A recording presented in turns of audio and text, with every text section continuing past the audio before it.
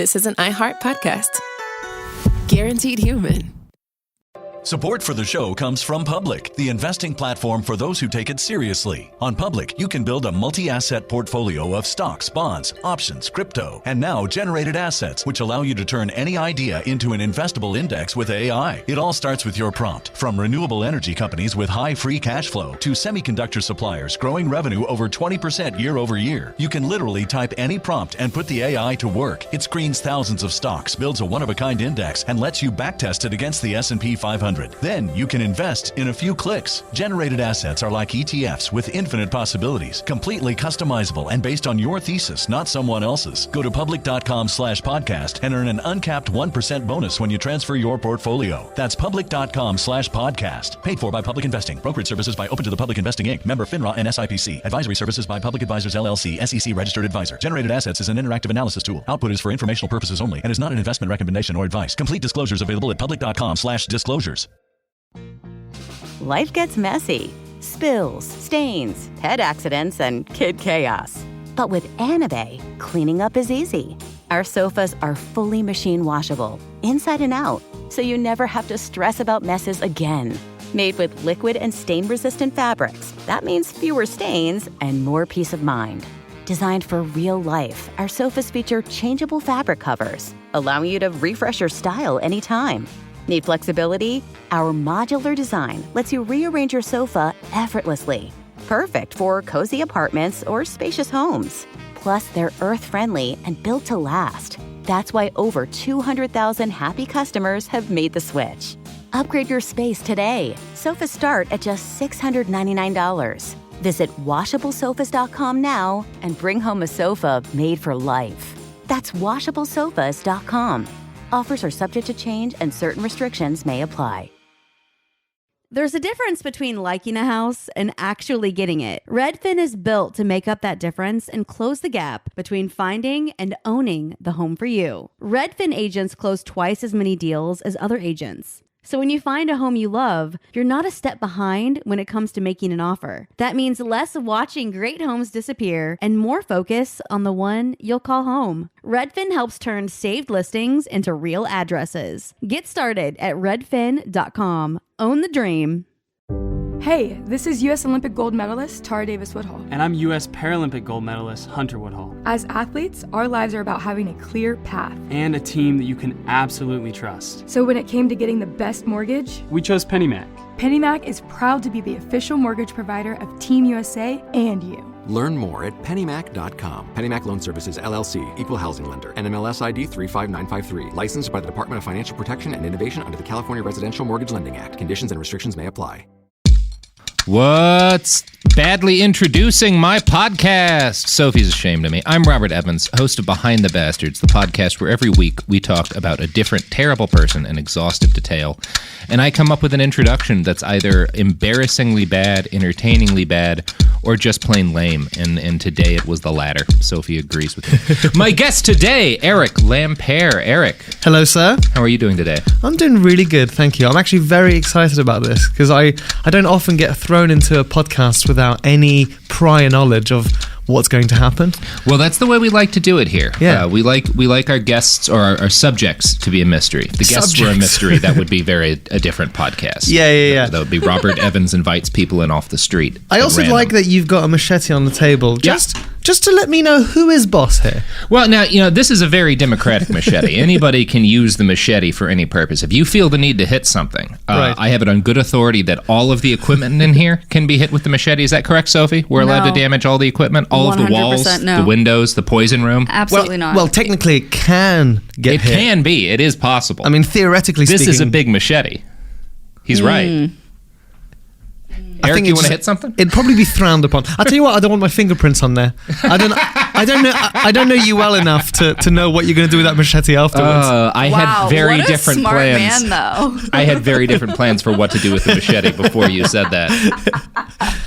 Well, I don't know who to joke about murdering. Damn, that would have been a great time to joke about a good old murder. Crime. Yeah, good old-fashioned murder. Speaking of good old-fashioned murder, today we're talking about newfangled kinds of murder. The kind of murder where you just talk to people and write bad books and it leads to unspeakable human suffering and possibly millions of deaths. Wow. Isn't that a cool thing to talk about? That's one hell of a murder. Yeah, it is. It is. The guy that we're talking about today, the actual death toll from his work can't quite be quantified yet. But I think one of these days he'll be recognized as a real piece of shit.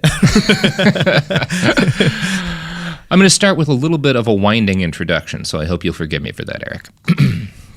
When I was 16 years old, Michael Crichton released State of Fear, the second-to-last novel he would publish in his lifetime. Now, I was a big fan of Crichton's work ever since stumbling across The Lost World in second or third grade. I dutifully devoured his canon.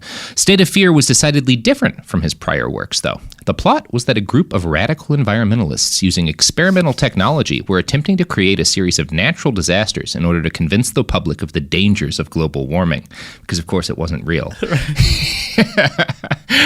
Now, the book was filled with graphs and charts and quotes from actual scientific studies, which is not common for a sci-fi techno thriller. It included a 30-page bibliography, all of which was angled at convincing the reader that global warming was not that big a deal, actually. Right. Cool book, yeah. While a work of fiction, State of Fear also served as Crichton's manifesto against what he called the politico-legal media complex, which had politicized science and unjustly scared people about the dangers of climate change. So it was a fun book to read at age 16. Crichton's work was a massive success, as most of his books were, because the man did know how to write a crowd-pleasing thriller, even if it was a crazy piece of anti-climate change propaganda.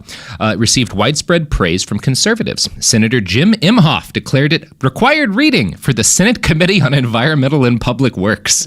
He called on Crichton to testify before said committee in 2005. Oh, shit. Yeah. If you want a real nutshell encapsulation of how fucked American politics has always been, the Senate called on a science fiction, the author of Jurassic Park, to testify on climate change. Trust the guy that blends frogs with dinosaur DNA. Yeah. Have they not seen Jurassic Park 2, 3, Jurassic World? It's bound to lead to disaster. Yeah, exactly. How do they trust him? How can they trust him? It's like if there was a clown-focused terrorist group and you called Stephen King to speak to the Senate about terrorism and stuff because he wrote It. But I guess King, though, it would be interesting to get into his mind. I'd love to have him in sort of CIA or FBI table. Yeah, I do feel like King would actually have some insight into the mind of a terrorist. Yeah. Isn't it Einstein that says, the true sign of intelligence is not knowledge but imagination? And potentially, maybe that's why Crichton is trusted. He was not a dumb man, although, he had a very specific kind of intelligence. So Michael Crichton, a lot of people don't know this, was a trained doctor. I forget. Yeah, he worked on ER. He created ER. Oh, he created it? Yeah, he's the creator of ER. And he was a medical student. He got his MD and then kind of pissed off the college he got his MD at because he then didn't work as a doctor and went on to become a science fiction author and apparently just got the MD so that he could write good science fiction. Oh, wow. About medical stuff Terminal Strain or whatever the hell that book was. But yeah, so he's not a dumb man, but this is the kind of problem you come up with a lot, especially in the global warming debate. People who are not dumb, but have a very specific kind of education and intelligence, and then assume that they understand climate science. Right, that's that's what this episode's really about. Right. So, Crichton was called upon to testify before the Senate Committee on Environmental and Public Works in 2005. In 2006, the AAPG awarded Michael its Journalism Award, which sounds impressive until you learn that the AAPG is the American Association of Petroleum Geologists. Yeah. He's the famed unbiased source on climate journalism. Yeah. Actual climate scientists, of course, did not like State of Fear. Several of the people who authored studies that Crichton used to prove his points even spoke up to complain that he'd completely misinterpreted or outright misrepresented their research. Peter Doran, author of a Nature paper on cooling in the Antarctic, echoed the concerns of many when he complained, "Our results have been misused as evidence against global warming." This is a famous study that's cited by anti-climate change people about how there's ice in one of the poles is increasing, and they're like, look at these ice sheets are actually getting bigger. And it's well, no, but the other one is getting smaller, and the total amount of ice lost from the poles does not doesn't they don't balance. They don't balance out. We're net down a shitload of ice. Thank you, Sophie. You're welcome. Sophie's correcting my mic placement because I'm here in the office this time. She gets to micromanage me. By the way, I love your tattoo. Ouch. I was just saying, I really like your tattoo. Oh, thank you. Is it a shattering Greek pillar? That's a shattering fasces from it's from a couple of places. The Roman Empire is where it, but they also there's big bronze ones up on Congress. All right. Oh yeah, of course. Yeah. There's the symbol of, yeah. Sorry, Sophie. I didn't mean that. I'm just going to go cry. It's I've heard fine. Sophie's. Do you want to hit something with the machete? I wouldn't hand that to me right now. Well, I'm just trying to make your podcast better. Well, Sophie, I think... want everyone to hear every single word that you say, Robert. Now you've shamed me, and now I feel bad. Great. Continue your podcast. I'm once again the bastard of my podcast. Yep. Which is... It takes one to know one, though. You have to dive into the character to truly understand the complexities of bastardry. As Nietzsche said, if you stare into the abyss long enough, eventually you hurt your boss's feelings. Right. Nietzsche was a very poetic man. Yeah, he was a great podcaster. A little bit very anti-Semitic. Really, yeah. But it was a different time. Podcasting wasn't as evolved an art form. Didn't even know how to record things. Anyway, I should continue with the episode. So, Peter Duran, author of that Nature paper on cooling in the Arctic, complained that, Crichton had misinterpreted his results and misused them as evidence against global warming. The American Geophysical Union, which includes more than 50,000 scientists, stated unequivocally that state of fear, quote, changed public perception of scientists, especially researchers and global warming, towards suspicion and hostility. This is a big book. It was like #1 on the charts for quite a while. It was like a very popular release that had a real negative impact on global warming. And this is the place where I admit shamefully that young Republican Robert Evans found this book deeply compelling. Of course, even then I was a bit too savvy to take the words of a science fiction author as the end of the argument against vast scientific consensus. So I started going through the bibliography. And while I was doing that, I came upon the one work that Michael seemed to hold in the highest regard. A book called The Skeptical Environmentalist by Bjorn Lomborg. Have you ever heard of Bjorn motherfucking Lomborg? No, but I'm guessing he's Scandinavian. Yeah. I think Danish. Right. Yeah. So there's a couple of versions of the Bjorn Lomborg story that you'll hear. I'm going to read one paragraph that's sort of like how he's generally introduced when you read a news article about this guy. A former member of Greenpeace, a self-described leftist, a backpacking outdoorsman, and a vegetarian, Lomborg in 1997 was paging through a copy of Wired magazine in a bookstore in San Francisco. He happened across an interview with Julian Simon, a University of Maryland economist known for his optimistic prediction that population growth was unlikely to exhaust the planet's resources. Later that year, an intrigued Lomborg set about in Denmark with 10 of his brightest students to examine Simon's claims. Expecting to prove Simon wrong, Lomborg and his students were surprised to find that many of the economist's predictions about the state of the environment were on the mark. This discovery led Lomborg to pen a few op-eds for a center-left Danish newspaper, and eventually the publication in Denmark of the first edition of The Skeptical Environmentalist. Now, the book was essentially a thoroughly argued case against the scientific consensus on global warming. Lomborg pointed out what he called a number of inconsistencies that he claimed to have uncovered between the hard scientific data and the party line of climate scientists and environmental activists. Lomborg would use what looked to my 16-year-old brain like compelling scientific data to argue his points. Among other things, Lomborg argued. Number 1, species are not going extinct at a weirdly high rate. Number 2, the world is not losing ice, and thus the seas are in no real danger of rising. Number 3, global temperatures aren't increasing in any worrying way. And number 4, there's more trees than ever, so what are environmentalists worried about? Yeah. It sounds silly, like talking about it now in 2019, but in 2001, it was a different media ecosystem. Like the fact that the world was shitting its climactic pants was not quite as obvious to everybody. But the whole climate change debate has been around for quite a long time, hasn't it? 80s, at least the 80s, right? Oh, yeah. And really, even before that, Murray Bookchin, who is a philosopher I'm a fan of, kind of an anarchist political thinker, in the 1960s, wrote a lengthy series of essays talking about how carbon emissions and like fossil fuels were going to lead to like massive climate catastrophe unless we adopted like vastly, radically different ways of living that were like not compatible with kind of the consumptive capitalist system that we existed in currently. Right. Like that's 1965. He's writing this stuff very clearly late. So yeah, people knew about this for decades. It's just that nobody took it seriously until we had, 3 Category 5 hurricanes hit the U.S. East Coast in the course of like a year. Yeah. But even that doesn't seem to be enough evidence for people. Well, which I find fascinating, and I there's an element of me that sort of not sympathizes, but until you experience something, you can't actually know anything's real. Yeah. Right? And so when people say, "Oh, it's all melting, the ice and the poles and stuff," until they actually visibly see it, they can't fully understand the complexities of it. Yeah. So, it's that Christopher Nolan mentions it in Inception, about how like once a seed is planted in your head, it's very hard to sort of unroot. Yeah.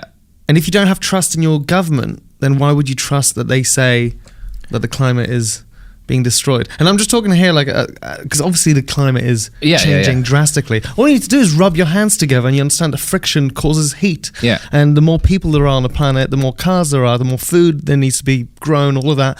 It is logical. But I am trying to understand why people don't believe. There's a lot of reasons. I think a lot of it comes down to people like Lomborg, because there's this kind of war that really started in the 90s, the late 90s, against scientific consensus. Like there was a time when if scientists in like Nature came out with a study saying like, we got a big fucking problem, the idea that you'd have a bunch of people just reject it out of hand because they believe there's a conspiracy by China to like convince people global warming is real. Like that would sound absurd to people. And now the president has essentially spread that same line. Like it's a lot of this is like where we are right now is the culmination of a process that Lomborg was a major part in starting. This war against kind of a shared understanding of reality. And part of the problem is that this issue was so politicized, and it's like I don't think Al Gore was wrong in making it like a key cornerstone of like his presidential campaign and just like his personal activism. But the fact that Gore was associated with Clinton and that Republican, having grown up in a Republican home, I can tell you the kind of hatred of the Clintons that existed in the late 90s and in 2000 was beyond rational. It was a kind of mania that overtook the conservative right and that is still very much present and prevalent. And so because Al Gore, who was connected to the Clintons, was making this point, it had to be fake. And so that was a big driver of all of this. So there's a lot of this that's tied together. It's the end of a process in which kind of at the apex point of the process, nobody believes anything. There's no sort of authority beyond the one guy that you like, if you're that sort of person, right? Or whatever pundits you trust. And yeah, it's a real problem. Yeah, it's interesting. I also wonder though if all the people that are pushing the climate change is a hoax thing generally are quite wealthy. They won't be affected by it. Ultimately, the world and the humanity will survive. Right now, there may be millions, billions of death caused because of climate change, but ultimately humanity will survive, and I think the very rich will always be good. They can just move somewhere else. Yeah, they'll move somewhere that's going to go from having brutal winters to being like Los Angeles when Los Angeles burns down. So ultimately, they don't give a shit. Right? Well, yeah, that's actually kind of where this is headed a little bit. Right. Yeah. Apologies if I ruined that. No. This is what the podcast is for. So, the unavoidable conclusion from reading Lomborg's book and taking it seriously was that everything was more or less hunky-dory with the climate. Now, Bjorn did not deny that there were some environmental problems. He didn't even come out and deny that human beings were changing the climate. But his argument was that all of the issues we were having were things that could be solved by better conservation and modest infrastructure investments. Nobody needed to say, stop driving cars, or stop burning coal, or stop fracking gas. The people telling us to do all that were just fearmongers. That's Bjorn Lomborg's line. Now, 16-year-old Robert Evans took Lomborg's book apart and used many of its arguments for a series of debates in his speech and debate class. And then he grew up and entered the real world and stopped being a young Republican. Somewhere between reading the work of actual climate scientists, which Lomborg is not, and living through 4 of the hottest years on record, he came around on the whole climate change thing. But I was not the only person fooled by Bjorn Lomborg. The media narrative around him was just too good for bunches of overly credulous journalists to not flock to him. One example of this was a 2001 New York Times profile released right before the publication of the English translation of The Skeptical Environmentalist. The title, Scientist at Work, From an Unlikely Corner, Eco-Optimism. That's nice, eco-optimism. Quote, Strange to say, the author of this happy thesis is not a steely-eyed economist at a conservative think tank, but a vegetarian, backpack-toting academic who was a member of Greenpeace for 4 years. He is Dr. Bjorn Lomborg, a 36-year-old political scientist and professor of statistics at the University of Aarhus in Denmark. Now, the article went into loving detail about how Lomborg had been converted from environmental apocalypticism by reading the work of Dr. Julian Simon, who's that doctor we talked about a little earlier. Now, Simon is famous for having some very public arguments with a guy named Dr. Paul Ehrlich over resource scarcity. Ehrlich was like a doomsayer. He wrote like a book about how like human population was going to like reach an apocalyptic level and cause massive resource scarcity. And his predictions turned out to be largely untrue. And Simon actually like made a bet with him about like, they picked 5 resources, and Ehrlich bet that they would all increase in cost over the next like couple of decades, and Simon bet that they would decrease, and Simon wound up being right.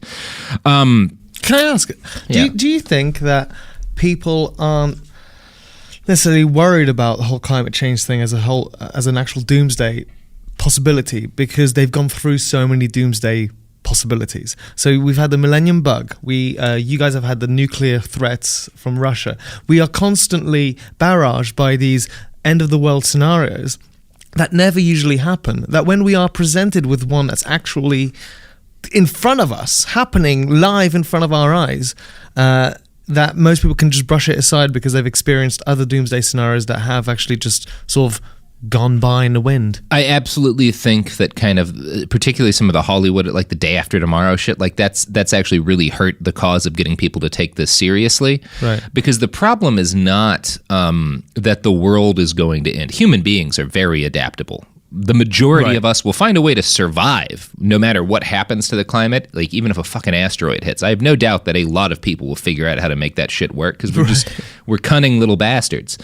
The problem is that like it's not an apocalypse thing. It's like what do we want the world to be? What do we want the world to be for our kids, for our grandkids? Yeah. Do we want it to be this sun-racked nightmare hellscape where people knife fight to death over jugs of water?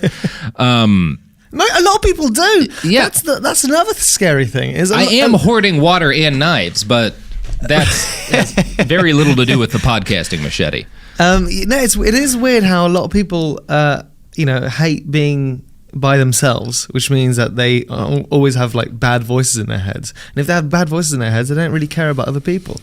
And so the idea of an apocalyptic scenario where their life gets turned upside down is actually welcoming because most people's lives are kind of difficult and challenging. Well, if I can get into like my own fringe political beliefs on this, I think a lot of that has to do with the fact that there are some very dehumanizing aspects to the kind of capitalism that we enjoy in the United States, and a lot of people's lives are incredibly difficult, and there's very little hope that things will lighten up or that they'll be able to retire. There's like no light at the end of the tunnel. There's just a series of distractions. And so the ideal that it might all come tumbling down and you would get to be king of the wasteland and not have to clock in at work at Target the next morning. That is very attractive to a chunk of the population, especially the people who believe that they would thrive in that environment. Yeah, that's an important key, I think, is that they would believe they would thrive when the reality is 2 days in the woods. Now, Eric, speaking of the dehumanizing realities of modern American consumerist capitalism, it's time for an ad plug. Is this a good one, Sophie? That one. Yeah, that was pleasant. Nailing it. Products. Support for the show comes from Public, the investing platform for those who take it seriously. On Public, you can build a multi-asset portfolio of stocks, bonds, options, crypto, and now generated assets, which allow you to turn any idea into an investable index with AI. It all starts with your prompt. From renewable energy companies with high free cash flow to semiconductor suppliers growing revenue over 20% year over year, you can literally type any prompt and put the AI to work. It screens thousands of stocks, builds a one-of-a-kind index, and lets you backtest it against the S&P 500. Then you can invest in a few clicks. Generated assets are like ETFs with infinite possibilities, completely customizable and based on your thesis, not someone else's. Go to public.com/podcast and earn an uncapped 1% bonus when you transfer your portfolio. That's public.com/podcast. Paid for by Public Investing. Brokerage services by Open to the Public Investing Inc. Member FINRA and SIPC. Advisory services by Public Advisors LLC, SEC registered advisor. Generated assets is an interactive analysis tool. Output is for informational purposes only and is not an investment recommendation or advice. Complete disclosures available at public.com/disclosures. Sink into affordable luxury. Anabay is the only machine washable sofa, inside and out. With stain-resistant slip covers and a cloud-like frame duvet, everything goes right in the wash. Plus, the modular design lets you change the look of your space anytime. Visit WashableSofas.com to upgrade your home. Shop up to 60% off site-wide, with sofas starting at just $699 and a 30-day money-back guarantee. Shop now at WashableSofas.com. Offers are subject to change, and certain restrictions may apply. Hey, this is U.S. Olympic gold medalist Tara Davis-Woodhull. And I'm U.S. Paralympic gold medalist Hunter Woodhull. As athletes, our lives are about having a clear path. And a team that you can absolutely trust. So when it came to getting the best mortgage, we chose PennyMac.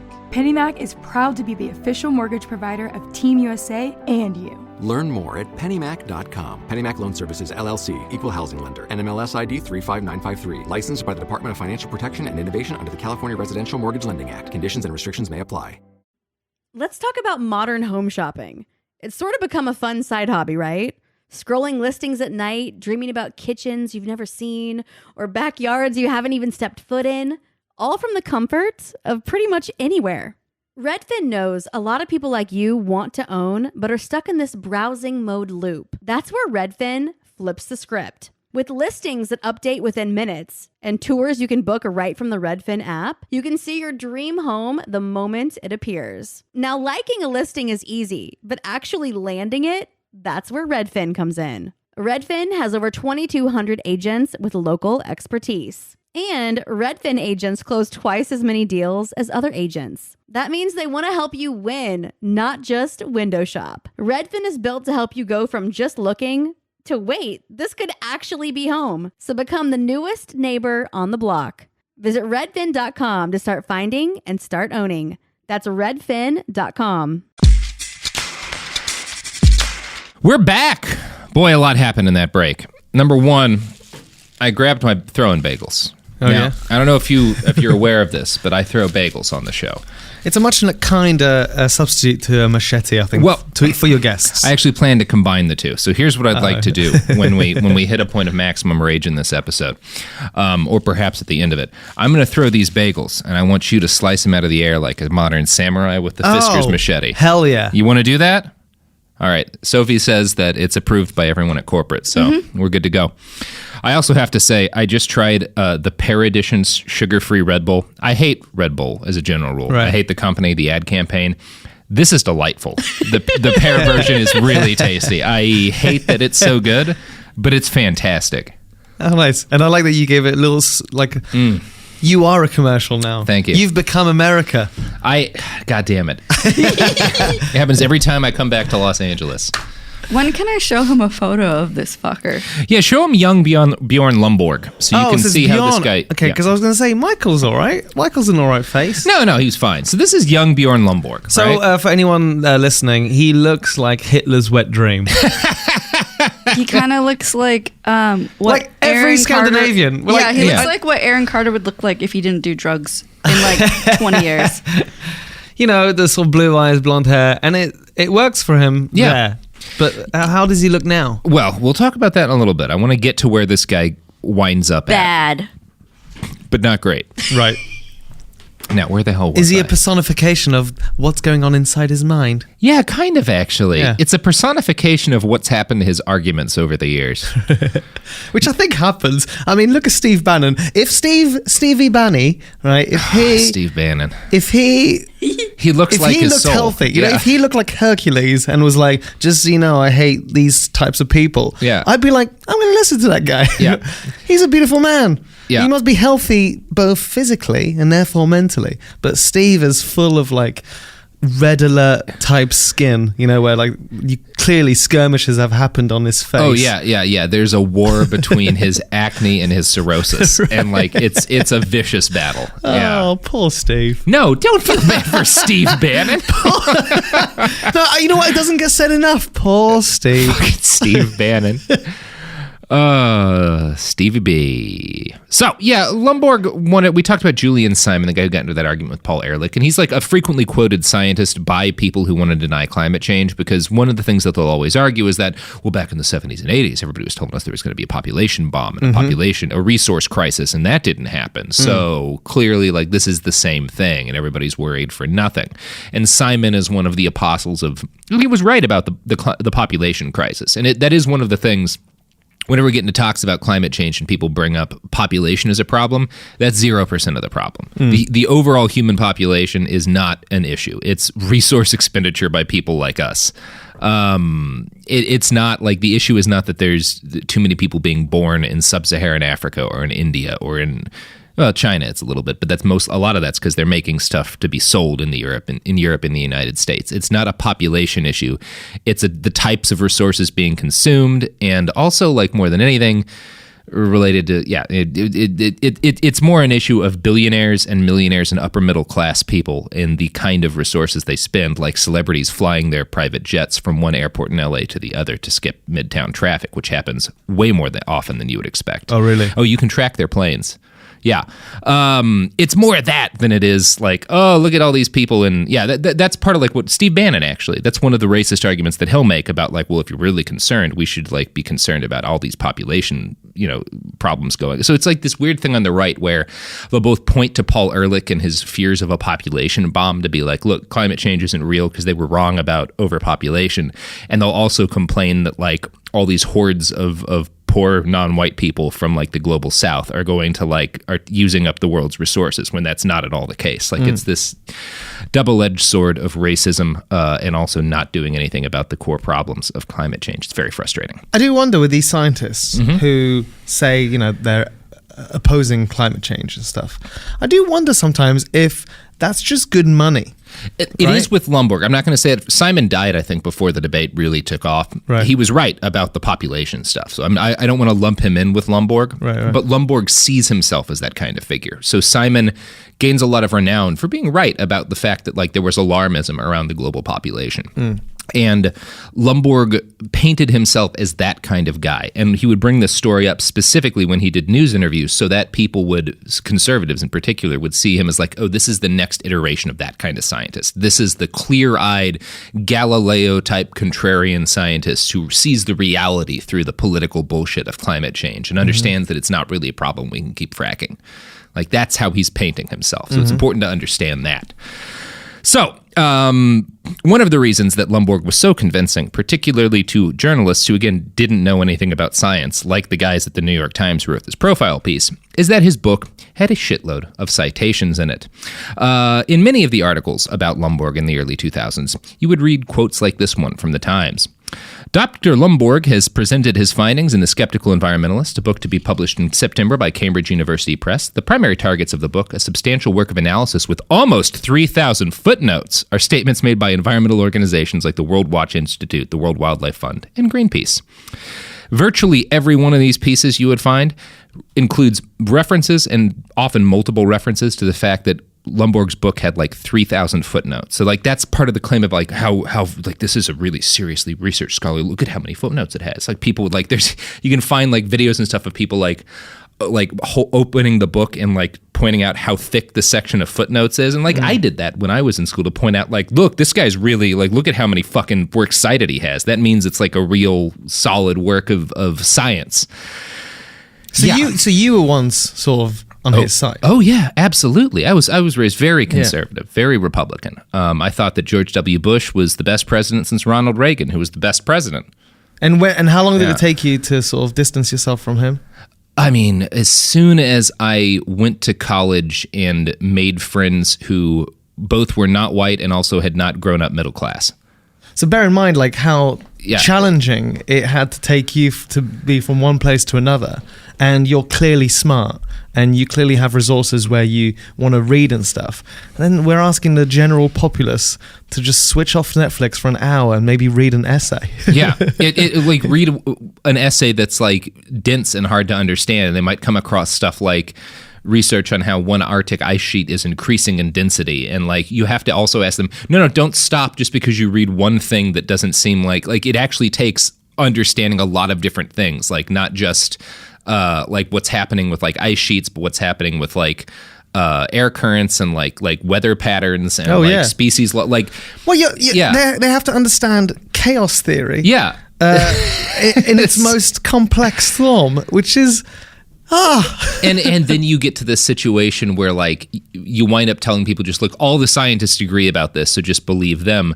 But then there's maybe also if you need to know chaos theory, maybe we should talk to Michael Crichton about it. It's frustrating he didn't get that. Yeah, fucking Crichton. Lost World's still a fine book, but god damn it, dude.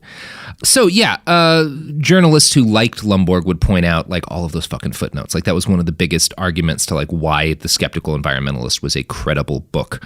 And most people who looked at all those footnotes assumed that his arguments were actually supported by the research included therein.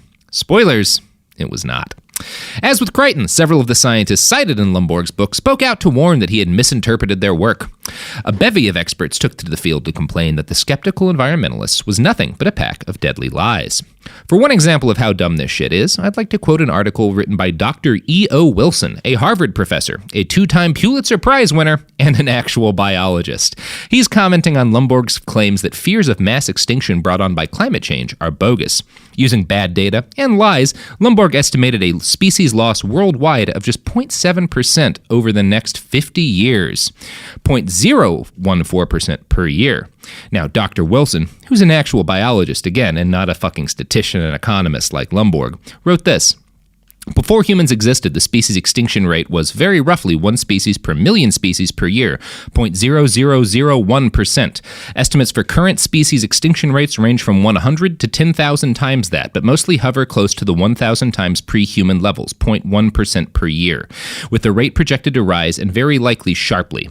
Wilson goes on to note, based on the work of Stuart Pym of Columbia University's Center for Environmental Research and Conservation, anywhere from 1 to several bird species go extinct annually out of 10,000 known species. Hence say 0.01 to 0.03% of all living bird species are extinguished per year. But birds are unusual in that threatened bird species receive an extraordinary amount of human intervention. The real figure of observed extinctions would be much higher, very likely 10 per year, 0.1% or more, if it were not for their heroic efforts to save species on the brink of extinction. Now, that article and that quote from Dr. Wilson came from 2001, but time has proved Dr. Wilson right and Dr. Lomborg wrong. The Center for Biological Diversity notes, we're currently experiencing the worst spate of species die-off since the loss of the dinosaurs 65 million years ago. Although extinction is a natural phenomenon, it occurs at a natural background rate of about 1 to 5 species per year. Scientists estimate we are now losing species at up to 1,000 times the background rate, with literally dozens going extinct every day. It could be a scary future indeed, with as many as 30 to 50% of all species possibly heading towards extinction by mid-century. Right. So Lomborg says 0.7% of all species by mid-century. The reality is 30 to 50% based on current numbers. But even that, the 30 to 40, I think most people don't care, right? But what it seems like people don't understand is if you lose one animal, it snowballs and sort of triggers effect. Like we need to win the heart of people in different ways. I learned, so there's this woman called Dr. Erica McAllister. She works at the Natural History Museum and she is a fly expert. And I did an interview with her about flies. And there is one fly that creates chocolate, pollinates chocolate. And because of global warming, we're actually losing that fly, which means that potentially we could lose chocolate. If you get to people in that way, I can see people protesting fast.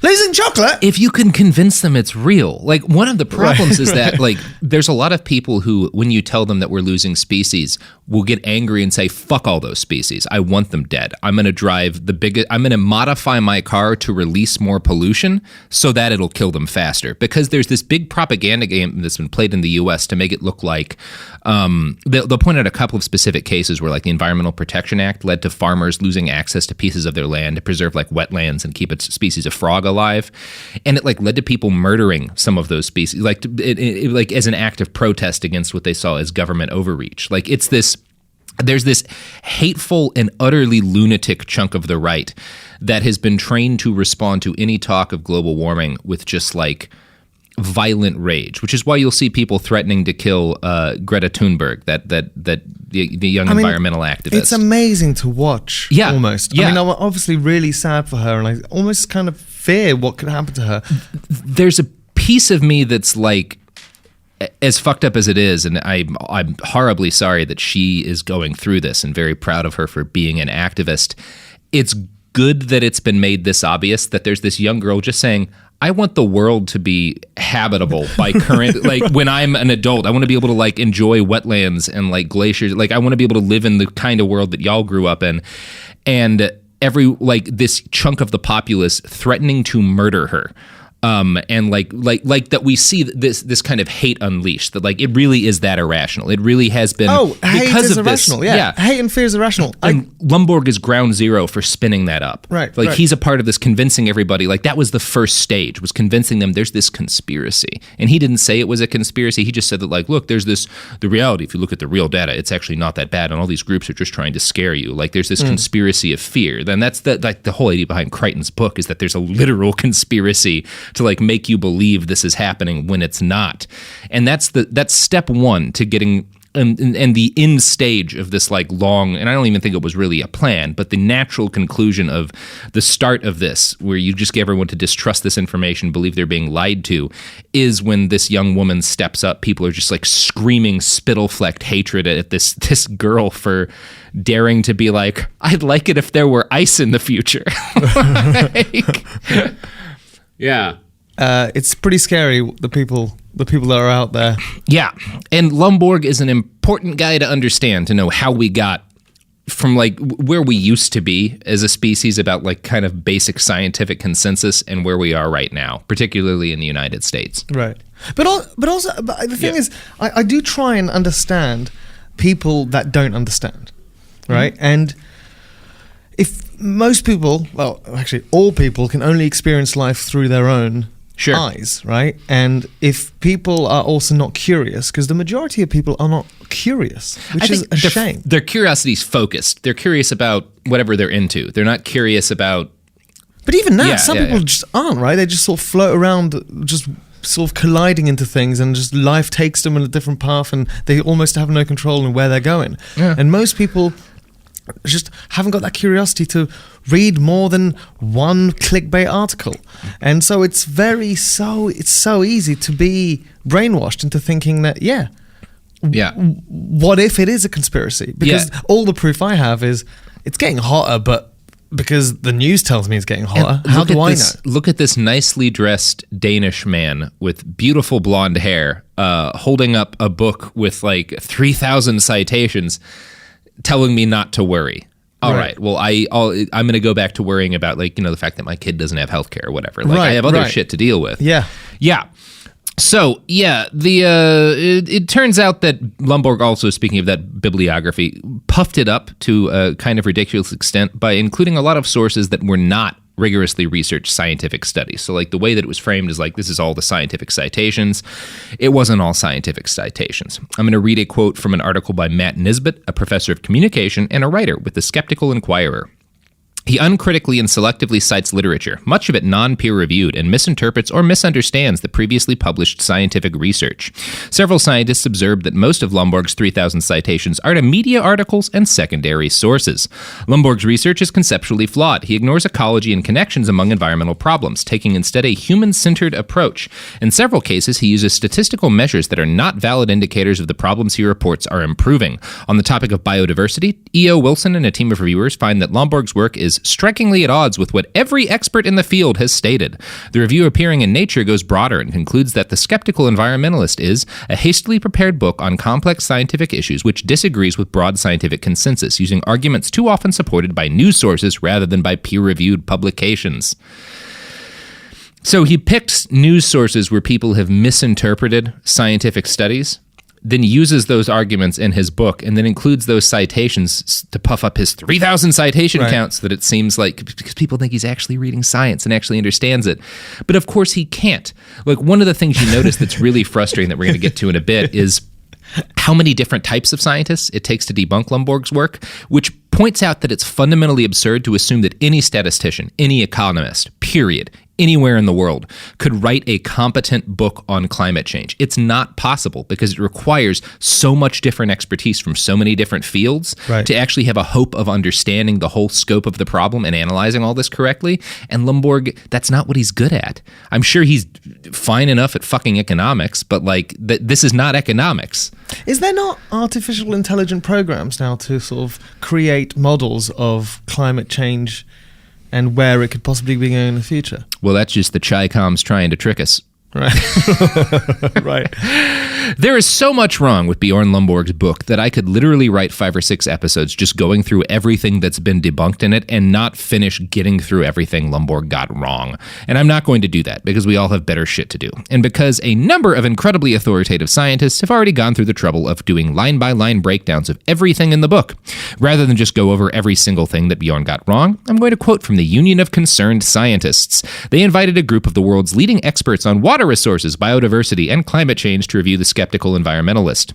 Quote, reviewing Dr. Lomborg's claims are Dr. Peter Gleek, an internationally recognized expert on the state of freshwater resources, Dr. Jerry Mahlman, one of the most highly regarded atmospheric scientists and climate modelers, and top biologists and biodiversity experts, Drs. Edward O. Wilson, Thomas Lovejoy, Norman Myers, Jeffrey Harvey, and Stuart Pym. This is, again, that's, what are we at there? 7 doctors. 7 different experts at the top of their fields, all reviewing this book. Liars. Yeah, liars. And of course, none of them are statisticians or economists. Quote, these separately written expert reviews, they all had them like write separate things so that like they weren't influencing each other, unequivocally demonstrate that on closer inspection, Lomborg's book is seriously flawed and fails to meet basic standards of credible scientific analysis. The authors note how Lomborg consistently misuses, misrepresents, or misinterprets data to greatly underestimate rates of species extinctions, ignore evidence that billions of people lack access to clean water and sanitation, and minimize the extent and impacts of global warming due to the burning of fossil fuels and other human-caused emissions of heat-trapping gases. Time and time again, these experts find that Lomborg's assertions and analyses are marred by flawed logic, inappropriate use of statistics, and hidden value judgments. He uncritically and selectively cites literature, often not peer-reviewed, that supports his assertions, while ignoring or misinterpreting scientific evidence that does not.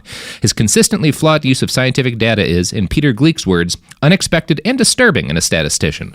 All this makes me think, you know what, maybe free speech isn't the right path for humanity. It's hard to read the story of Lomborg and not feel like we need to have a couple extra laws about when you, and I don't think it's that free speech is a problem. I think it's that we too narrowly interpret the fire in a crowded theater rule. Nobody disagrees that, like, yeah, if somebody's shouting there's a fire and causes a stampede and someone dies, yeah, of course that person should be criminally liable. What happens when a guy does this? Why isn't he criminally liable for the impact? He knows what he's doing. Like, there should be more tests. Like, you shouldn't just be allowed to have a book, I think. You know, like, speaking as a guy who's written a book, yes. You shouldn't just be allowed. You should have like some basic, not much basic. You should have some knowledge about what you're doing. It's frustrating. Like, there should be, one of the difficulties with this is like, so many of these issues and the issues we have with like getting people on board with like a basic understanding of the consensus of climate change is that there's so many individual studies. Like, if you just read the summary of the study, you could argue like, oh, this proves that climate change isn't a problem. And then if you actually go into what the scientists are saying, they're like, no. This may seem like it's not a problem, but it actually plays into this problem and this problem and this problem. And it's a part of this chain of events that leads to this thing that's exactly what scientists have been telling everybody for years. Mm-hmm. You're misinterpreting my research, but that doesn't matter because somebody just like waves, look, this study says it's not a problem on Fox News. And then my parents are like, well, I guess we don't have to worry. Right. Yeah, it's frustrating. You know what's not frustrating? Ice cream. Ice cream. And what the ads for this podcast might be ice cream. Sophie, are we sponsored by ice cream? God, I hope so. Let's hope that it's ice cream sponsoring the show and not another Koch brothers ad. It might be another Koch brothers ad. That bumps me out so much. I hope it's a vaping ad and not a Koch brothers ad. Same thing. No, it's not. Same thing. I mean, technically, vaping could reduce overall climate emissions if it really is killing people. But also, that's what I said on the Daily Zeitgeist a couple of days ago. I said that I think that the NRA is actually the best thing America has currently in its fight against climate change. You know, every death leads to a fewer carbon footprint. I will say, if we really want to get down that road, the greatest ally the world has in fighting climate change is the tobacco industry. Oh. I thought you meant the best fight is climate change in itself. Like, it will kill a lot of people. It doesn't kill that many people. We've gotten too good at disaster recovery. Right. And this is how we get sponsors. Yes. Sponsors like Philip Morris Tobacco, solving climate change one 45-year-old's lungs at a time. Was that a good ad plug, Sophie? Absolutely not. Jesus Products! Christ. Support for the show comes from Public, the investing platform for those who take it seriously. On Public, you can build a multi-asset portfolio of stocks, bonds, options, crypto, and now generated assets, which allow you to turn any idea into an investable index with AI. It all starts with your prompt. From renewable energy companies with high free cash flow to semiconductor suppliers growing revenue over 20% year over year, you can literally type any prompt and put the AI to work. It screens thousands of stocks, builds a one-of-a-kind index, and lets you backtest it against the S&P 500. Then you can invest in a few clicks. Generated assets are like ETFs with infinite possibilities, completely customizable and based on your thesis, not someone else's. Go to public.com/podcast and earn an uncapped 1% bonus when you transfer your portfolio. That's public.com/podcast. Paid for by Public Investing. Brokerage services by Open to the Public Investing Inc. Member FINRA and SIPC. Advisory services by Public Advisors LLC, SEC registered advisor. Generated assets is an interactive analysis tool. Output is for informational purposes only and is not an investment recommendation or advice. Complete disclosures available at public.com/disclosures. Tired of spills and stains on your sofa? Wash away your worries with Anabay. Anabay is the only designer sofa that's machine washable inside and out, starting at just $699. Plus, Anabay sofas are pet-friendly, stain-resistant, and feature changeable slip covers and modular pieces. Get up to 60% off site-wide with a 30-day money-back guarantee. Visit washablesofas.com to get yours now. That's washablesofas.com. Offers are subject to change and certain restrictions may apply. Hey, this is U.S. Olympic gold medalist Tara Davis-Woodhull. And I'm U.S. Paralympic gold medalist Hunter Woodhull. As athletes, our lives are about having a clear path. And a team that you can absolutely trust. So when it came to getting the best mortgage, we chose PennyMac. PennyMac is proud to be the official mortgage provider of Team USA and you. Learn more at pennymac.com. PennyMac Loan Services, LLC, Equal Housing Lender, NMLS ID 35953. Licensed by the Department of Financial Protection and Innovation under the California Residential Mortgage Lending Act. Conditions and restrictions may apply. Let's talk about modern home shopping. It's sort of become a fun side hobby, right? Scrolling listings at night, dreaming about kitchens you've never seen, or backyards you haven't even stepped foot in, all from the comfort of pretty much anywhere.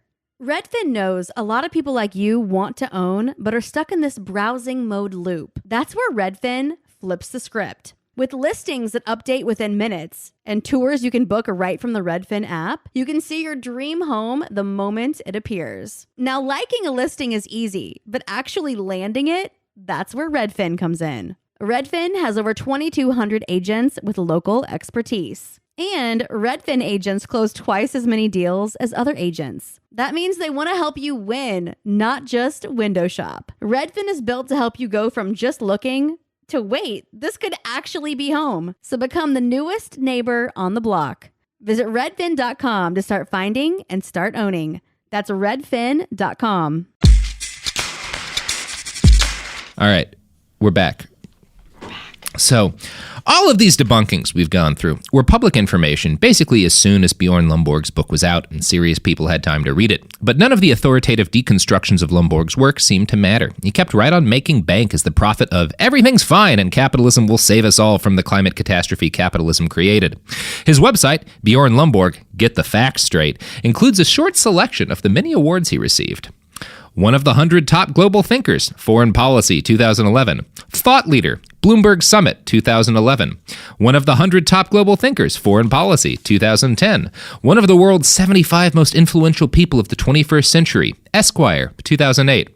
One of the 50 people who could save the planet, UK Guardian, 2008. One of the top 100 public intellectuals, Foreign Policy and Prospect Magazine, 2008. One of the top 100 public intellectuals, Foreign Policy and Prospect Magazine, 2005. One of the world's most 100 influential people, Time Magazine, 2004. Wow, right? Isn't that fucked up?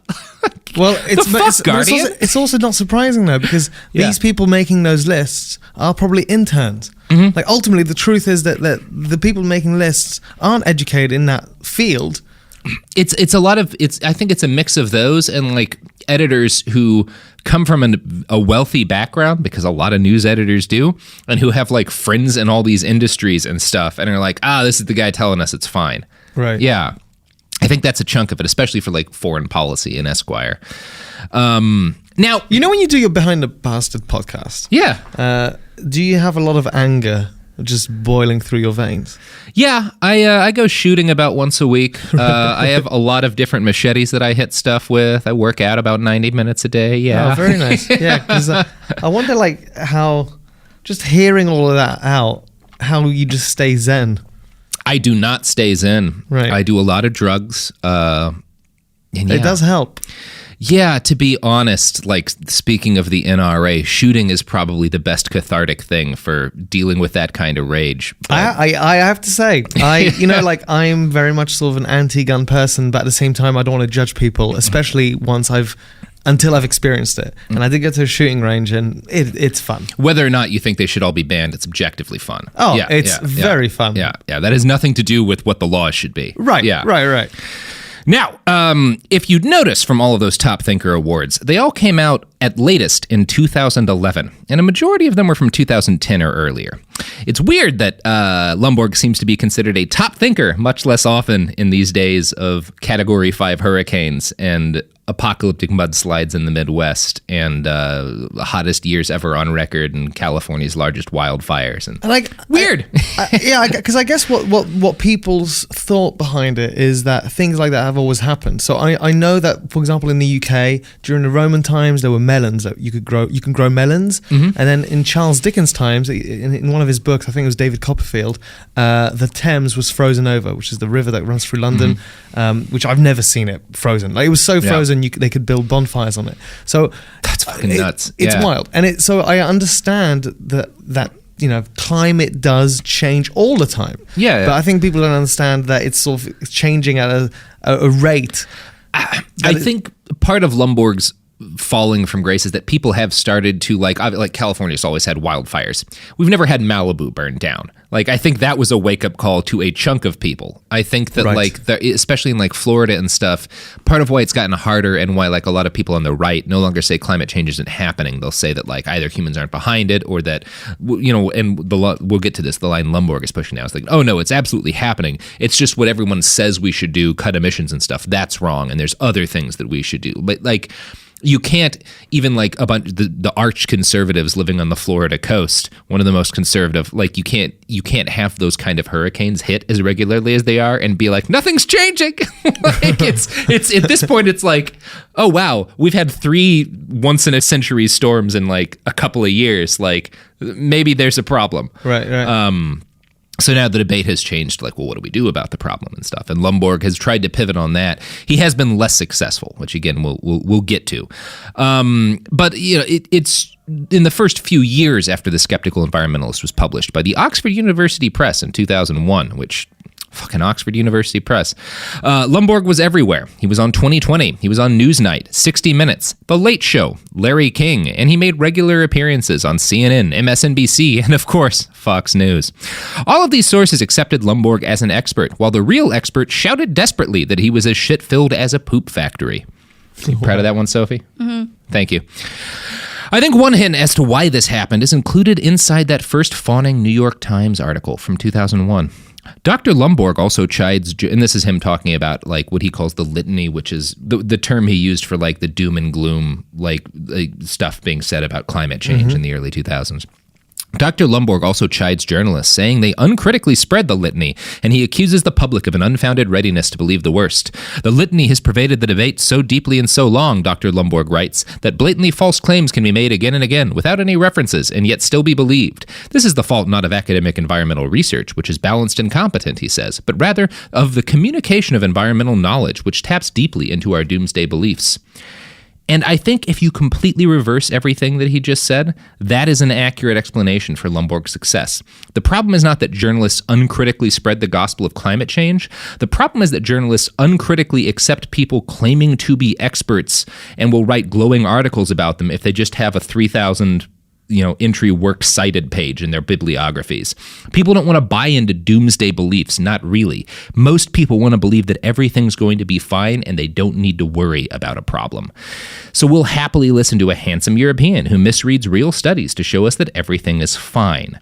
And I think Lomborg's ability to tap into all of these things is why he's been successful, or at least why he was. Do you think that I like sort of asking you questions? You're very smart, and I want to see what comes out of your face. Do you think that the world is sort of experiencing a mass bystander effect? So yeah, always. It's like always. Yeah, they are just they're just going, oh well, someone else will sort that out.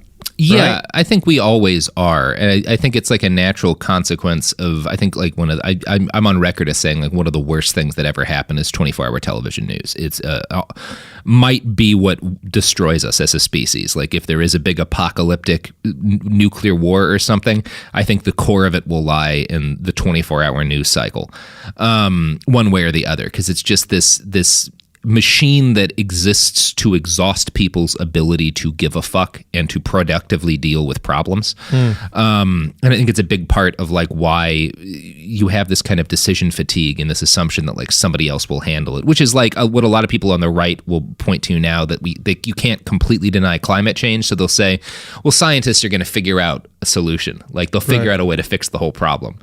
Which they will, yeah, as well. Yeah, they sure will. There won't be consequences. Hey, as a French person, I really miss beheading people. Honestly, I really think we should bring that back. You know what I think the actual solution would be? Like the worst thing you could do to the people who are actually responsible for most of this is if you were to take away like the oil and gas executives, the people at like what's the company? Starts with an E. Enron? No. Well, yeah, those guys too. But like the people at like these oil and gas companies who like knew back in like at least the 70s and stuff that like, climate change was going to be a problem, and like direct like the cigarette companies covered up evidence that it was going to be an issue so they can maintain their profits.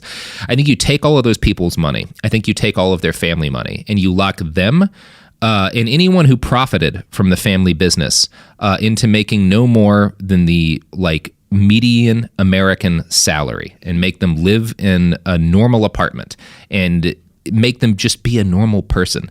And you have that enforced upon them so that they never will ever be able to get access to a yacht, to a mansion, to anything like that. But on the way there, though, they have to do the Cersei Lannister style of walk of shame. I'm okay with a little bit of that. With a bell, and they have to walk around naked. I think Mitch McConnell naked, walking around the streets of Washington, D.C. with his big frog face. Just shame. Yeah, but shame him. Okay, hear me out on this. That gives him the opportunity to behave as a victim. If Mitch McConnell has to work 7 shifts a week at the Applebee's to make rent on his 1-bedroom apartment, and then he's got like number one, he's got to like depend on all these people, and they have to depend on, he has no privileged position, but also like all these people are like, hey Mitch, it's 115 today, thanks asshole. Like I do think that like the worst thing you could do to a lot of these people, I think there's folks like your Paul's Manafort out there who need to be locked up because they're just too dangerous. But I think most of these people need to be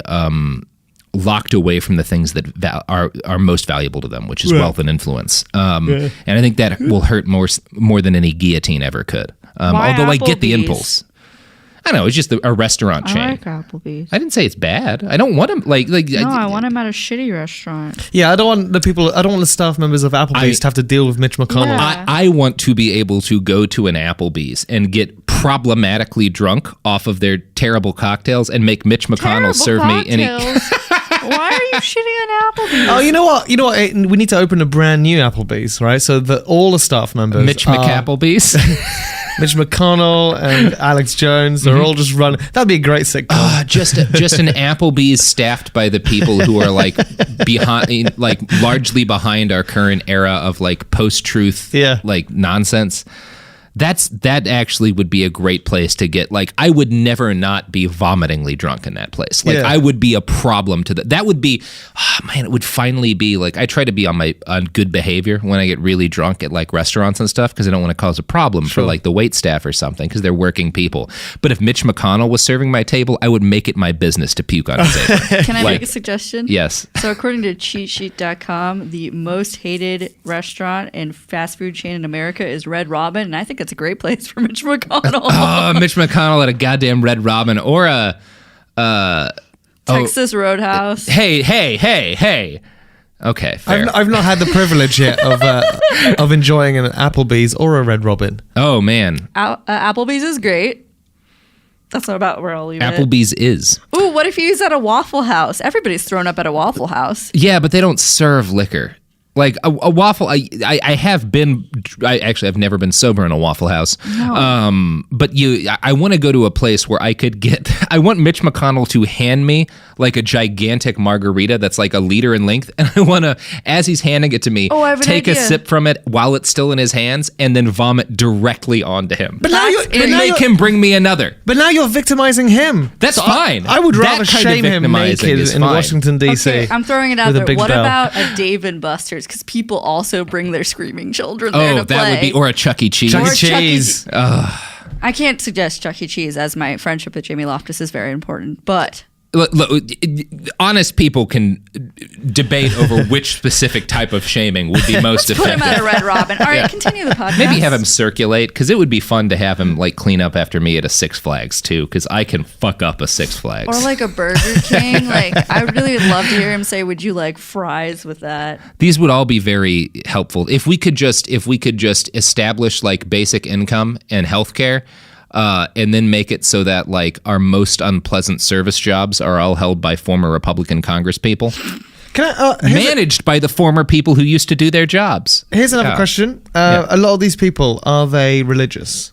In terms of like a lot of the American debate, South, they're religious in quotes. Yeah, right. Because I do wonder, like the real religious people, wouldn't they want to take care of their planet? You know, I've never understood that. Like the people that preach God's will and stuff, and then they're going, it's God's will for me to be an asshole, and they're not taking care of the planet. That gets into a really complicated subject of like theological debate, because there's a sizable chunk of American Christians in particular. It's not just a United States phenomenon, but it's big here, who believe that the apocalypse is preordained, essentially. So like, why would you take care of this world? It's ending soon.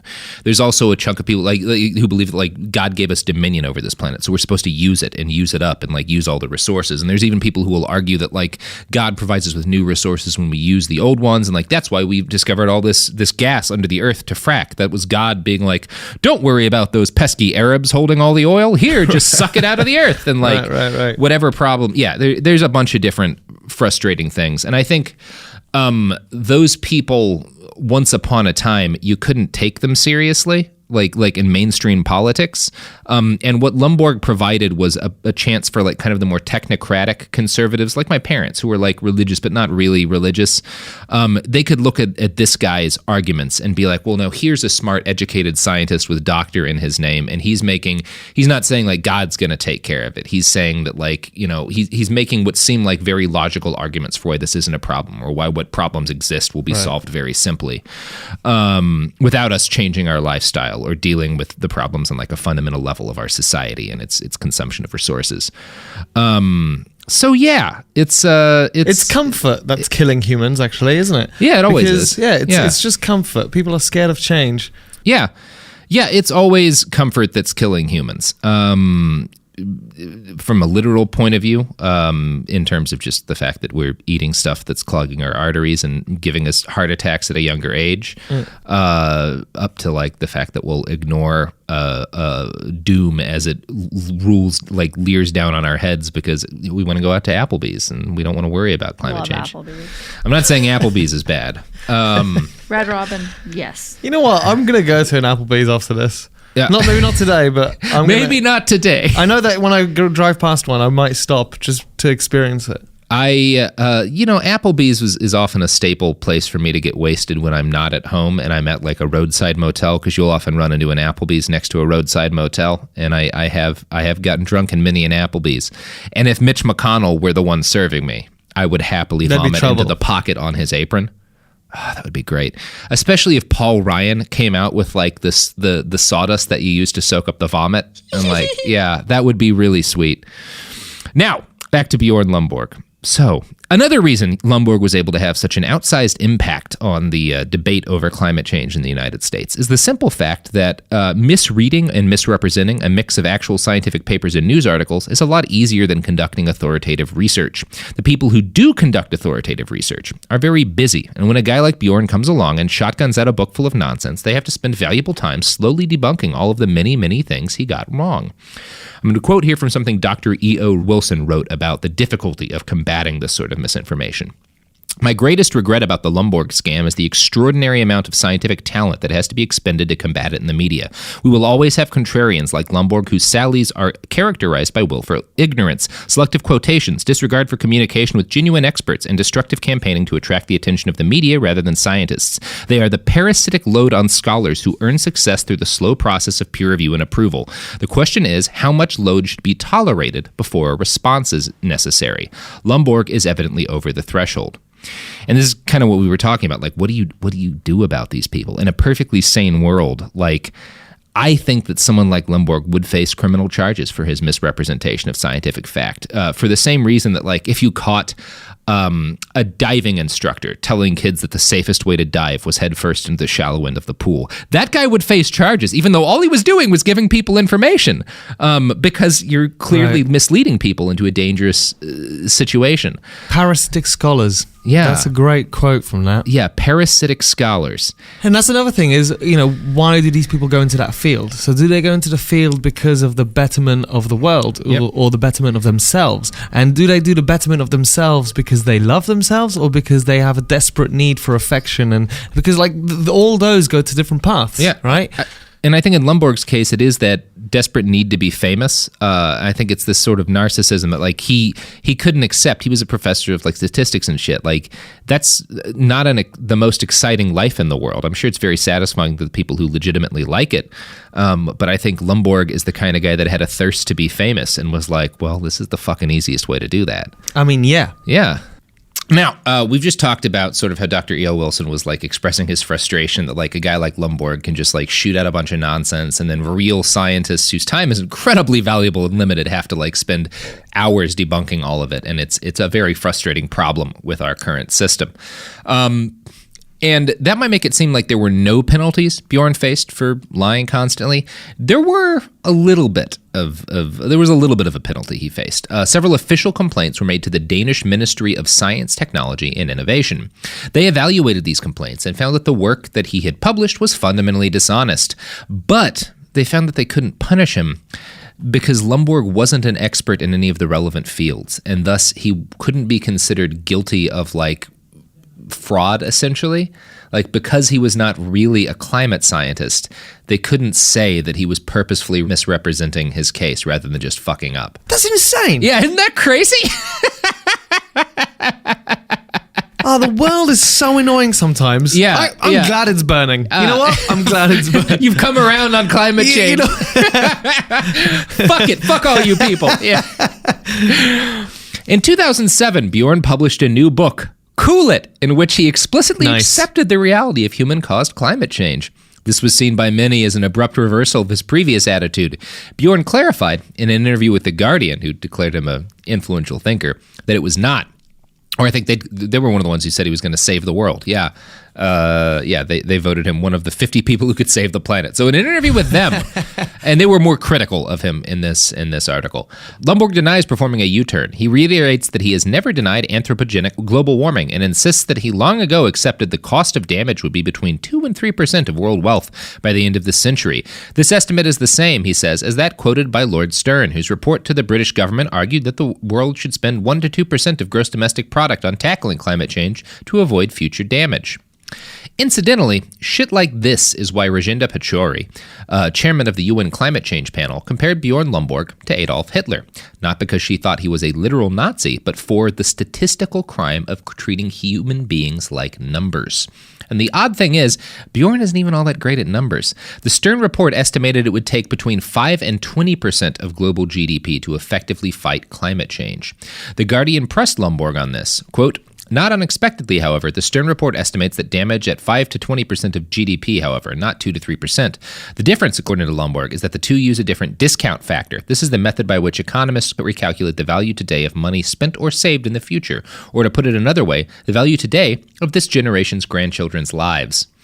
So, sorry, I got it wrong. The Stern report didn't say it would take 5 to 20% of GDP to fight climate change. It said that the damage of climate change would be 5 to 20% of GDP if nothing was done to fight it. Right. Lomborg said that the damage would be 2 to 3%.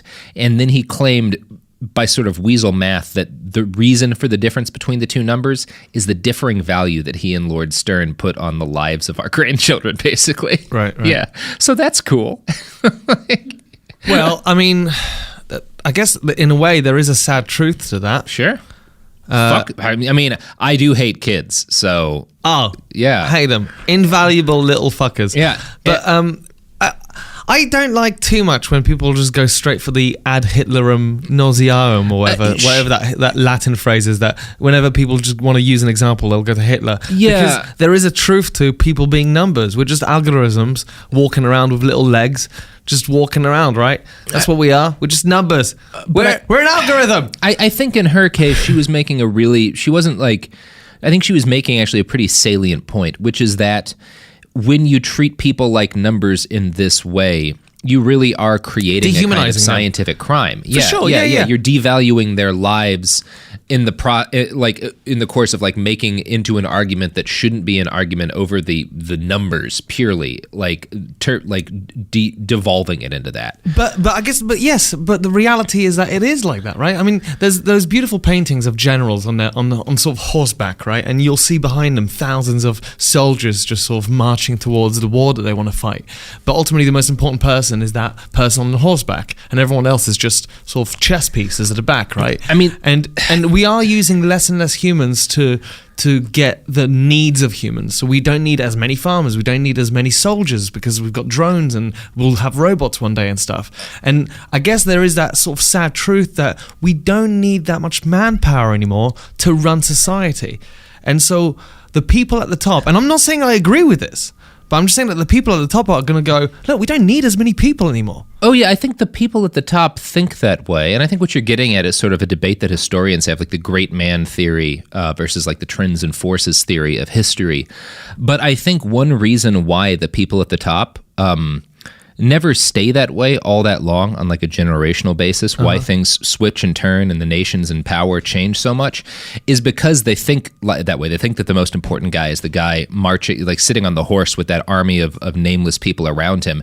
And then a poor Serbian peasant named Gavrilo Princip pulls out a gun and shoots the Archduke of Austria-Hungary. Oh, and shit, yeah. Empires fall, and the British Empire is no longer really a thing. Right. And like that I think is, and that's the kind of thing that people like Lomborg always miss when they treat people like numbers like that. And it's the kind of thing, on the other side of thing, it's the kind of thing that people like Hillary Clinton miss when they deride a bunch of people making memes on the internet as like unimportant to the overall thrust of the election, and then it turns out that actually that may have made a real difference. Oh, the deplorables. Yeah. I think that the people in power always disregard the potential impact of like one or a small group of just random people who have a thought in their head. Agreed. And like I think that's I think there's nothing that's more powerful than individual people's ability to fuck up the works, and that can be good and that can be bad, because it means that a little girl like Greta Thunberg can make an international impact on a problem just by being the face of it. I think that is it the Dalai Lama? I'm paraphrasing, but one of his quotes is, "If you think that you're not important, or if you think you're not big enough to make a change, try and sleep with a mosquito." Yeah. And I'm really paraphrasing it and butchering it, but there's the positive side of that, and then there's the negative side, which is that a guy like Bjorn Lomborg can misread or directly misinterpret a bunch of scientific studies and lead to have a major impact on like why we don't deal with the problem back when the problem's manageable, and instead it becomes something that might consume huge chunks of the world and its population. So I think in both ways, the little person is always more important than the big people want to give them credit for being. That's just not entirely a good thing. It's a completely amoral factor in history, but it is, I think, a factor in history that the people at the top often misinterpret. Yeah. Now, the good news about all of this is that by 2007, people were starting to get wise to Bjorn's little schemes. The Guardian noted in their write-up of his second book, some statements appear to contradict each other directly. In the space of 4 pages of Cool It, he writes that climate change will not cause massive disruptions or huge death tolls, that the general and long-term impact will be predominantly negative, and that it is obvious that there are many other and more pressing issues.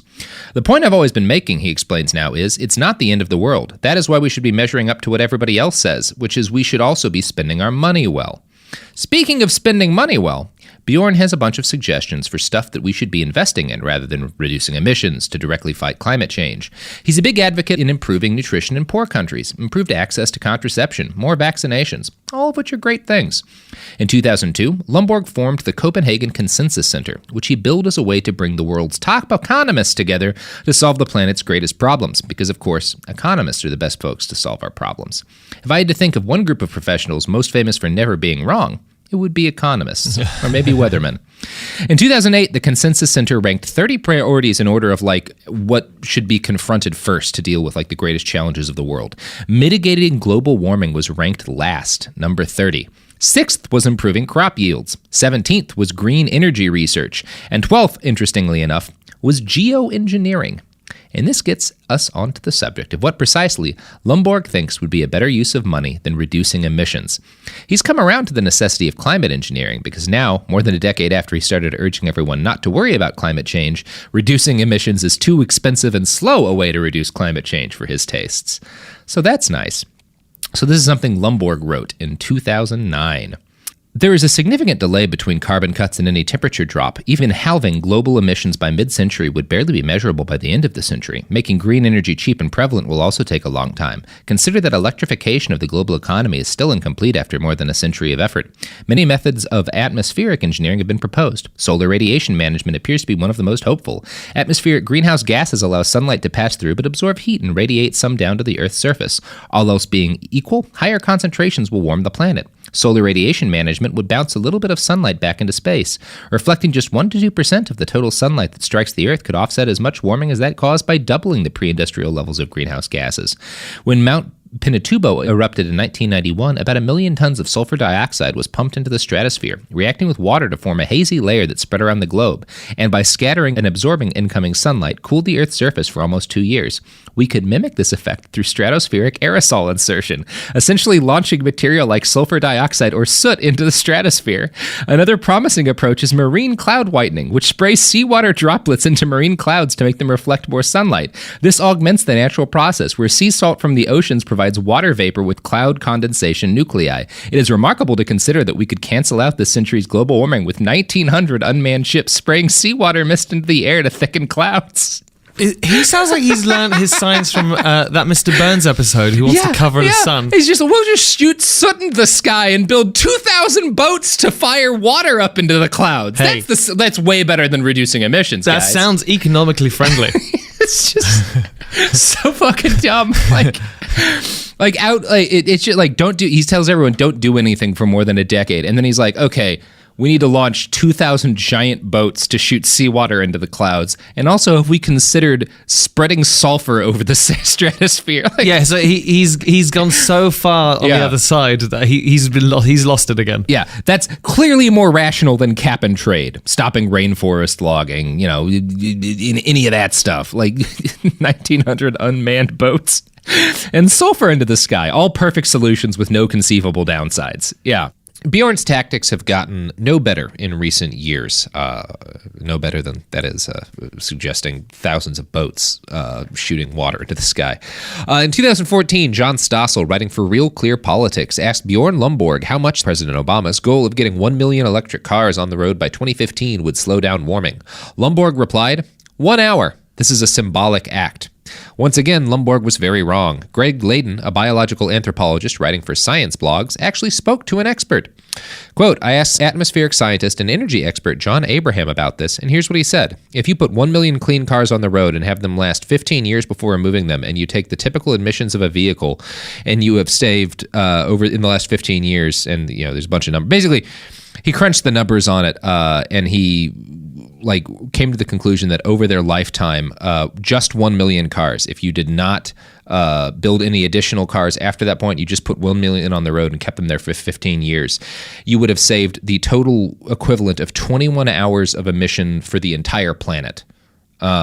Which is a significant amount. And that's, again, just 1 million, not increasing it at all, not replacing them after they wear out in 15 years, which means Lomborg's calculations to John Stossel was off by 2,100%. It does seem like a lot of scientists are going, Bjorn, shut up. Yeah, constantly. Shut up, for mate. More, like 20 years now. Yeah, they've been saying, shut the fuck up, dude. You don't know what you're talking about. But I think he knows what he's doing. In 2016, Bjorn's Copenhagen Consensus Center was paid $640,000 by Australia's Education Department to help produce a report that, among other things, called limiting world temperature increases to 2 degrees Celsius a poor use of money, since it would yield less than $1 of social, economic, or environmental benefits for every dollar spent.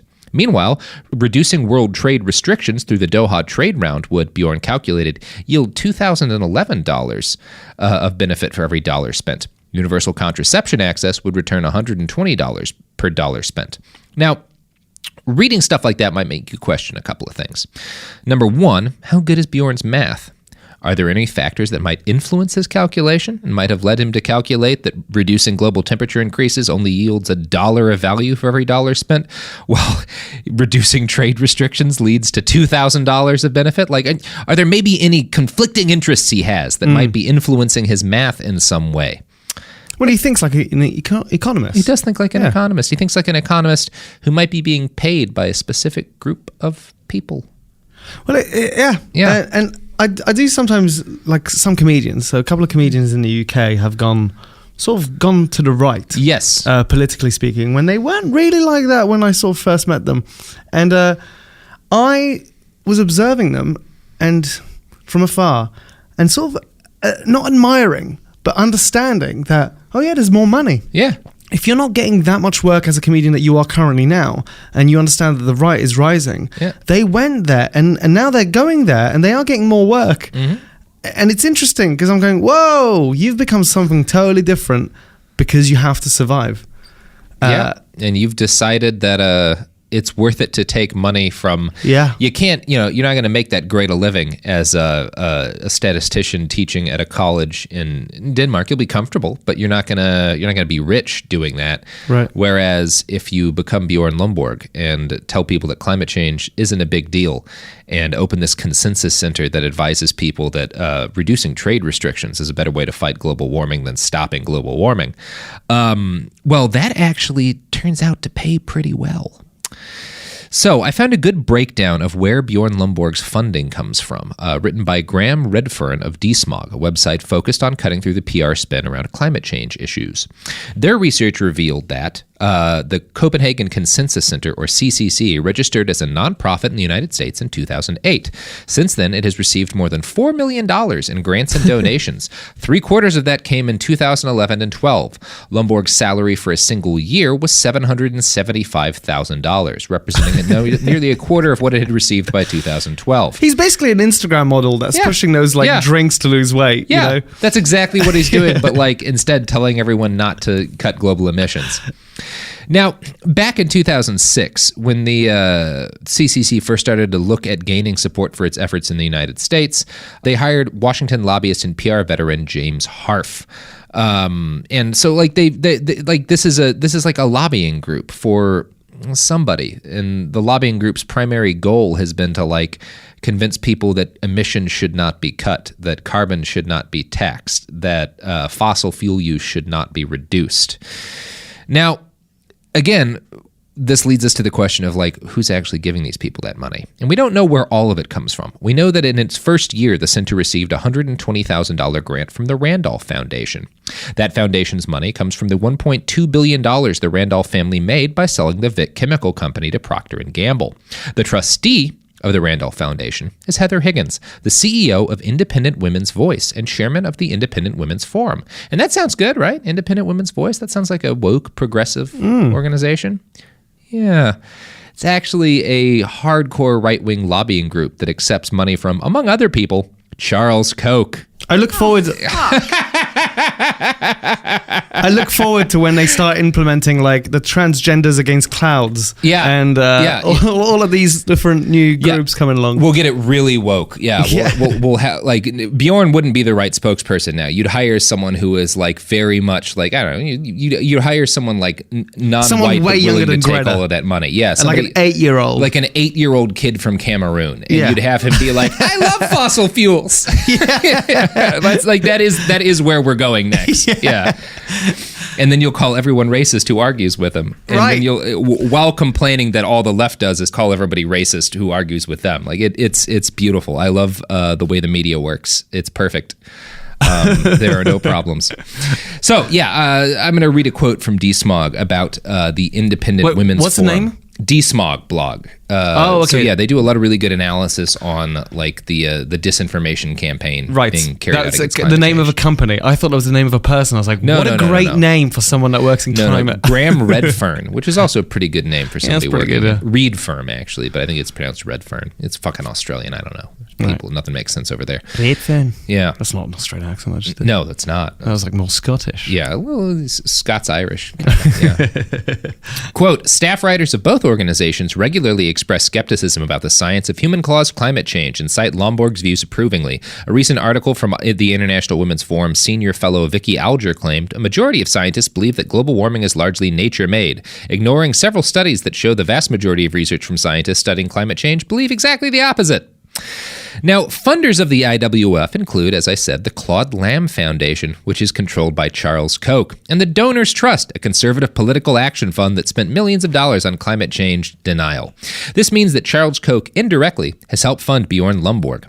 Now, Higgins continued to pump tens of thousands of dollars directly into Lomborg's center over subsequent years. But in 2014, when that D-Smog article was written, the author was only able to track down where about $500,000 of the $4.3 million in funding it had received up to that point had come from.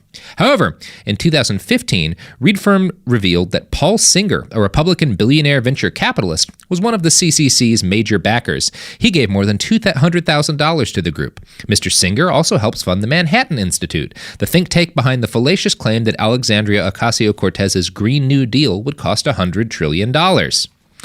In recent years, Bjorn Lomborg seems to have dropped most of the pretense of being a leftist environmentalist. He's appeared in 5 videos for Prager University with titles like, Is Climate Change Our Biggest Problem?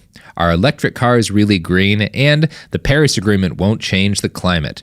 His grift seems to be less profitable these days than it was in the era before mega hurricanes regularly battered our shores and record-setting summers and wildfire seasons were a matter of course. But Lomborg still does a brisk business and media appearances. As of the writing of this episode, his most recent appearance was in a Fox Business video with the title, Green Innovation Trumps Spending When Tackling Climate Change, expert. He was the expert. Can I show him what he looks like? Can I show him what he looks like now? Let's show him what he looks like now. This is Bjorn Lomborg after 20 years of climate denial. Doesn't look that bad. Sophie thinks he looks you bad. really oversold it. I think I was expecting like a gruesome creature. I think he's Mick Jaggered at least 50% in the last 20 years. And Mick Jagger hasn't Mick Jaggered that much, but Sophie definitely has a very negative reaction to his waddle. A waddle. Waddle shaming. This is waddle shaming. Yeah, I can. She's holding her skin and making it sort of thicker. Now, Eric, if I know my audience, right, and I don't, the one thing they love more than anything else is when we hit things. Right. So, that's a lie. The one thing they love more than anything else is when we hit things. So I'm going to give you the giant machete, and I'm going to throw. Wow, I'm going to throw it right past all of the recording equipment because that's a good idea. Okay. Yeah, he's got mics. Are you holding in the front of him. Are you holding the whole bag? Oh, I'm going to throw the whole bag. I always throw the whole bag. Right. It would be irresponsible to throw a single bagel. All right. So I'm going to throw them at Eric, who's wielding the machete as if it were a baseball bat. And he's going to try to hit him as hard as he can and really just swing it. There's nothing you can hurt in this room full of delicate electronic equipment. Right. Nothing at all. Audience, I have Anderson. She is protected. Anderson's fine. All right, I'm going to throw it. Yeah! All right, toss it back to me. We got it. We got it. We got to get it. We got to get him going across the room. I'm terrified because I can hear It's my fine. subconscious going, "What if you drop it? What if you throw it?" No one's ever been hurt by a 2-foot machete. Okay, ready? Never. Not once in history. Yeah! Yes. Nailed it. I didn't make a very smooth samurai cut. It's okay. It takes practice to really be able to do damage with that thing. But I definitely got Everybody better. happy with how that went? Mm-hmm. How did it feel? I feel really manly. I want to go to war now. Yeah. I see how easily I can be turned, you know? Everyone can. And if people like Lomborg get their way, I will be buying a lot more machetes for a lot of people to try to get them to feel that way. I see that there is a box of tissues on the table. I'm now going to grab them and I will remove the prints from the actual machete. Not a dumb man. No. There we go. Yeah. I did grab the blade. I was going to find Lomborg's Hollywood Hills home. Look at that. I've seen enough CSI to know how to get rid of Yeah. evidence. I don't think he lives in the Hollywood Hills because it's one of the places that's going to face the consequences of climate change fastest. Anderson is on the mic. And you get on me for pouring liquids on the microphones. What's wrong with Anderson on the microphone? Anderson slobbers. No, she doesn't. Sometimes. She's a classy broad. Classy broads can slobber. You're a good dog. She's a good dog. Eric, you got any pluggables to plug now that we're at the end of our episode? Yeah, I do have an album called Alien of Extraordinary Ability, which is the title that the American government gives you, and I say you, outsiders, when they come in and apply for a visa. That is a sweet title. Like our immigration system's fucked, but that's a great title. Alien of Extraordinary Ability. So I like that. So that's an album. I've also got, my show, if you're in Los Angeles, I've got a show called Born of Chaos, which is about the time I escaped a psychiatric hospital. I've got some things. Just basically follow me on Instagram. That title makes me want to marry a European, renounce my U.S. citizenship, become an EU citizen, go through that whole years-long process, and then move back to the United States and get a green card so that I can be declared an alien of an extraordinary ability. Yeah, it's pretty cool. Also, I'm no longer it because now I have a green card. Which means you lose it when you get a green card. Yeah, so now I'm a permanent resident. Well, that's not as cool as being an alien with extraordinary abilities. No, but I once was, and it felt good. And I'm sure it did. It felt right. Well, audience, check out Alien of Extraordinary Ability. I will say as well, I'm now leaving this podcast slightly angrier. Yeah, you should. Everyone should leave the podcast angrier. I mean, I hope the catharsis of hitting the bagels with the machete It got some helped. energy out for sure. Yeah, I see why people get their anger out with violence. I am in no way training the audience for things to come by pushing machetes and bolt cutters on people and teaching them that these objects can help them deal with their anger at the bastards who are that's not what I'm doing at all. In no I do way wonder what your product placements are. Machetes, come and buy them. Any machete company that wants to sell branded Behind the Bastards machetes, I feel like we can make a lot of money with them. Same thing with bolt cutters, because we're big into the pushing bolt cutters. And right now, I just have to suggest people get basically anything but the cheap Harbor Freight ones, because those won't cut through. Theoretically, is security gate. Right. You want some like heavy duty bolt cutters. You want to be spending. I'm sure it's available now. You could, in fact, get the bolt cutters from that you use to break through his security. Yeah, not that we encourage that behavior, because we don't. It does seem like that's where it's going to go. Like in 20, 30 years' time, it's going to be Hunger Games style, the masses versus Amazon. My hope is that we can avoid that by making some pretty sharp course corrections now. But if we can't, Fisker's brand machetes resist rust very well. So, they'll chop bagels, they'll chop through... Please stop. Okay, yeah, you're right, Sophie. How do we lead this out without me suggesting more crimes? A firm handshake? Do you have anything you want to plug? I already talked about bolt cutters. No, I mean like... Hey, what about the environment, bro? I just want to plug trees, man. I do want to plug trees. What about... tree frogs? Not mine. Sophie's wearing a sweater. It seems comfortable. You're the most frustrating person ever. We have shirts on tpublic.com, Behind the Bastards. You can find the podcast on BehindTheBastards.com, where the sources will be, although the coding of the site is sometimes broken, but you can generally figure out what the sources are. And you can find us on Twitter and Instagram at BastardsPod. You can find me on Twitter at IWriteOK. And I have a new podcast with my friends Cody and Katie called Worst Year Ever about the 2020 election. So we will definitely talk more about bolt cutters and machetes on that podcast. So if that's something you're into, check it out. Eric, thanks for being on the show. Thanks for having me, man. Until next week, hug a cat, buy some bolt cutters, consider investing in a machete or 3.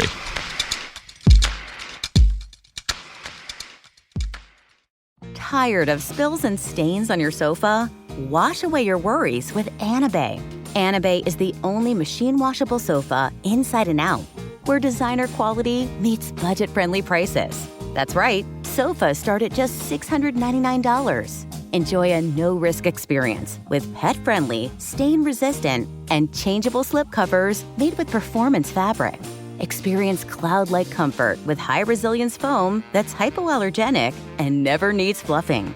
The sturdy steel frame ensures longevity, and the modular pieces can be rearranged anytime. Shop WashableSofas.com for up to 60% off site-wide, backed by a 30-day satisfaction guarantee. If you're not absolutely in love, send it back for a full refund. No return shipping or restocking fees. Every penny back. Upgrade now at WashableSofas.com. Offers are subject to change, and certain restrictions may apply. You're listening to a podcast, so you're doing something else too, like maybe scrolling home listings on Redfin, saving places you like without thinking you'll get them, because that's what house hunting has become. But Redfin isn't built for endless browsing. It's built to help you find and own a home. Redfin agents close twice as many deals as other agents, which means when you find a place you love, you've got a real shot at getting it. Redfin helps turn saved listings into real addresses. Get started at redfin.com. Own the dream. This is Radhi Devlukia from A Really Good Cry. I absolutely love getting outside, whether it's a quick walk or a mindful few steps between meetings, or even a longer run to just clear my head. But the one thing that can really ruin that for me is shoes that just don't feel right. That's why I started wearing Ultra Running. With the Ultra Fit, every step feels comfortable, balanced, and strong, like my feet can finally move freely. What really stood out to me was the roomy toe box. My toes actually now have room to spread out, which makes movement feel more natural and comfortable. And when your feet aren't cramped, you feel more balanced, like every step has a strong, stable foundation. I've noticed that with extra space, my foot muscles get to work building strength, so I can actually move with more confidence. Ultra fits and moves with you no matter your pace or your goals. Beginner or marathon runner, they've really become my go-to for any kind of running or training, and I always feel like my feet can do exactly what they're meant to do. Feel the difference by visiting ultrarunning.com and use my code CRY10 for 10% off. That's ultra, A-L-T-R-A, running.com. Experience Ultra and stay out there. This is Angela Yee from Way Up with Angela Yee. Y'all, Black Girl Vitamins is completely changing the wellness game for us. You know our bodies don't move the same as we get older, and health becomes even more important. BGV, Black Girl Vitamins, is giving us all the supplements we need to stay healthy. I've seen hundreds of ladies online raving about their tasteless collagen powder that made their joint pain practically disappear. I had to try it myself, and y'all, it is the truth. If your body needs help bouncing back, go ahead and check their products out on blackgirlvitamins.co and get 20% off using code Angela Yee. This is an iHeart podcast. Guaranteed human.